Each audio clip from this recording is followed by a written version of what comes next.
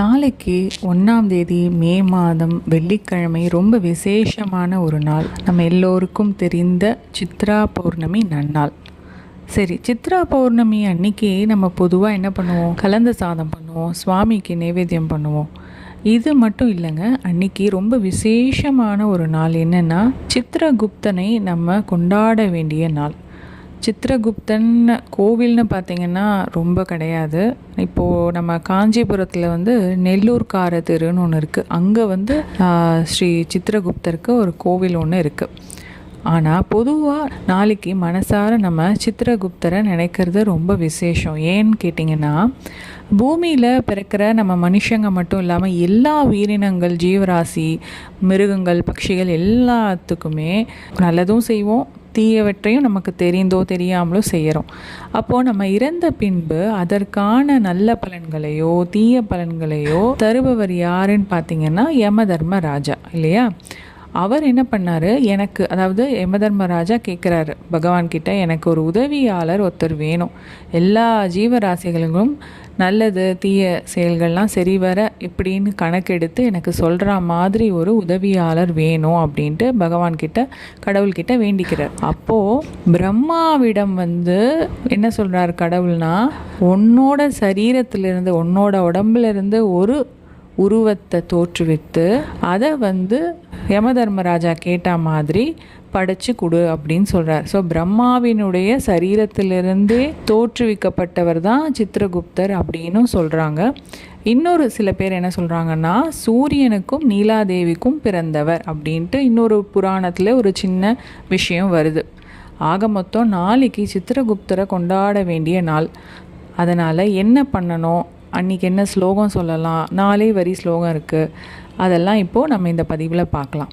சரி, முதல்ல சித்ரகுப்தருக்கு பேர், அதோட காரணம் என்னன்னு தெரிஞ்சுக்கலாமா?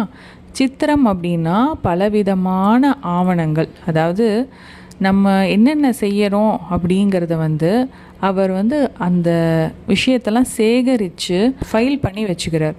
அதை வச்சு தான் நமக்கு நல்லதுன்னா மோட்சத்துக்கு, இல்லைன்னா மறுபிறவி, அந்த மாதிரி என்னென்ன அப்படிங்கிறத தீர்மானிக்கப்படுது.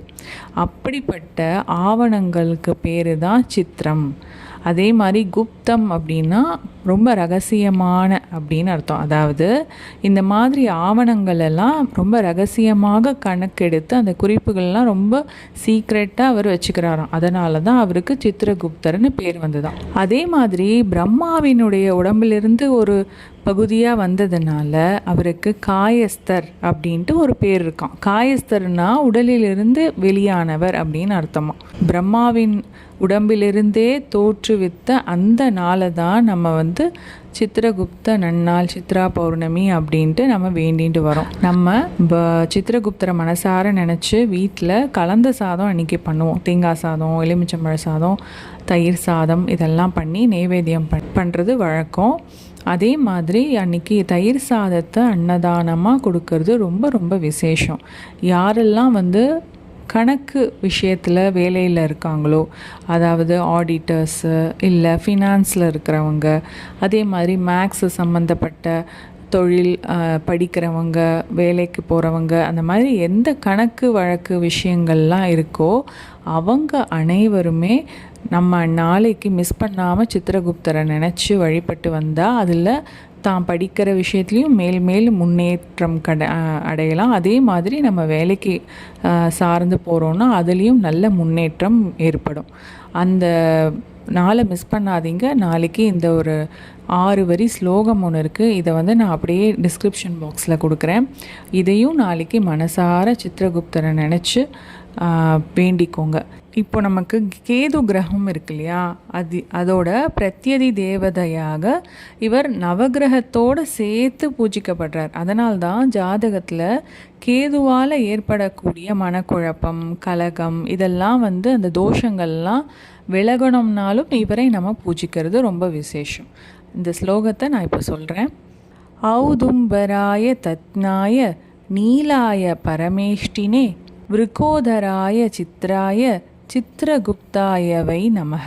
மஷீபாஜன சம்யுக்தம் சரசித்வம் மஹீதலே லேக்கணி கட்டினி ஹஸ்த சித்திரகுப்த நமோஸ்துதே சித்திரகுப்த நமஸ்துபியம் லேககாக்ஷரதாயகம் காயஸ்த ஜாதி மாசாத்திய சித்திரகுப்த நமோஸ்துதே. இந்த 6 வரி ஸ்லோகத்தை நாளைக்கு எல்லோருமே மனசார சித்திரகுப்தனை நினச்சி பூஜை பண்ணலாம். அதே மாதிரி நமக்கு முடிந்த அன்னதானங்கள் நாளைக்கு செய்யறது ரொம்ப விசேஷம். இந்த பதிவு உங்களுக்கு பிடிச்சிருந்ததுன்னா இதை உங்கள் நண்பர்களோடையும் ஷேர் பண்ணிக்கோங்க. மேலும் பல ஆன்மீக விஷயங்களுக்காக இந்த சேனலை சப்ஸ்கிரைப் பண்ணி பாருங்கள். இன்னொரு பதிவில் உங்கள் அனைவரையும் சந்திக்கிறேன். நன்றி, வணக்கம்.